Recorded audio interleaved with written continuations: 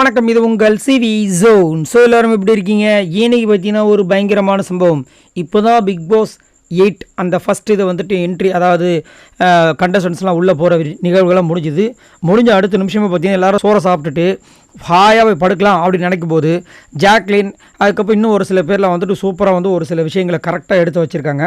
செம மாசாக இருக்குது. ஃபஸ்ட்டு நாளே இந்த மாதிரி வந்துட்டு நானே எதிர்பார்க்கல இவ்வளோ சூப்பராக வந்துட்டு சூடேறும் அப்படின்ட்டு இந்த பிக் பாஸ் சீசன் 8 பொறுத்த வரைக்கும். ஏன்னா எப்பயுமே பார்த்தீங்கன்னா அந்த ஃபஸ்ட் வாரம் செம மொக்கையாக இருக்கும்.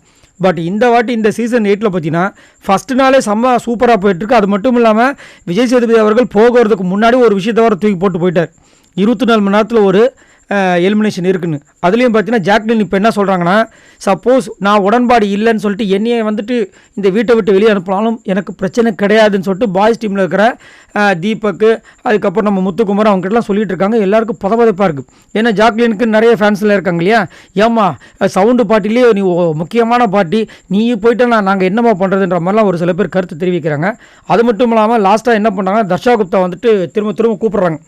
ஏன்னா இவங்க என்ன பண்ணுறாங்க, நான் அந்த ரூம்குள்ளே வந்துட்டேன்னா நீங்கள் எடுத்த முடிவுக்கு நான் கட்டுப்படுற மாதிரி உடன்பட்ட மாதிரி ஆகிடும்.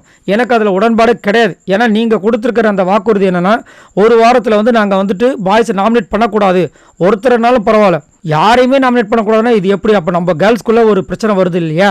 அதனால் இது எனக்கு வந்துட்டு உடன்பாடு கிடையாது. அதனால் நான் வந்துட்டு உள்ளே வர முடியாது. சப்போஸ் உள்ளே வந்துட்டேன்னா நான் உடன்பட்ட மாதிரி ஆகிடுன்ற மாதிரி சொல்லி அங்கேயே இருக்காங்க. ஒரு தர்ணா போராட்டம் மாதிரி பண்ணுறாங்க. தர்ஷா குப்தா என்ன சொன்னாலும் கேட்க மாட்டாங்க. அதுக்கப்புறமா என்ன பண்ணுறாங்கன்னா, ஃபர்ஸ்ட் டைம் பிக் பாஸை நான் பார்க்கணும் அப்படின்ற மாதிரி ஒரு விஷயத்தை கேமரா முன்னாடி பதிவு பண்ணுறாங்க. நான் பிக் பாஸ் கிட்ட கேட்குறேன், வேறு வழியே கிடையாது அப்படின்னு சொன்னால் வேணால் நான் உள்ளே வரேன், இல்லைனா நான் இங்கே தான் தூங்குன்ற மாதிரி ஒரு ஸ்ட்ராங்கான முடிவு எடுத்திருக்காங்க. இது நிறைய பேருக்கு வந்துட்டு பரவாயில்லப்போ அந்த பொண்ணு, மற்றவங்களாம் வந்துட்டு 10ஓட 11 அப்படியே அவங்க பாட்டு போயிட்டாங்க, இவங்க சொன்னாங்க வேறு வழி கிடையாதுன்னு. இந்த பொண்ணு ஸ்டாண்ட் பண்ணுது, பரவாயில்ல, இந்த பொண்ணு கண்டிப்பாக வந்துட்டு டாப் 5ல் வந்துருமோ அப்படின்ற மாதிரிலாம் இப்போயே வந்துட்டு ஒரு சில பேர்லாம் பேச ஆரம்பிச்சிட்டாங்க. சரி, உங்களோட கருத்தை சொல்லுங்கள். சப்போஸ் என்னையே கேட்டிங்கன்னா நீங்கள் என்ன சொல்ல வரீங்க அப்படின்னா, உண்மையிலேயே ஜாக்லின் கேட்டது, ஜாக்லின் ஸ்டாண்ட் பண்ணுறது ஒரு நல்ல விஷயமாக தான் நான் பார்க்குறேன். உங்களோட கருத்தையும் சொல்லுங்கள். பாய் நண்பர்களே.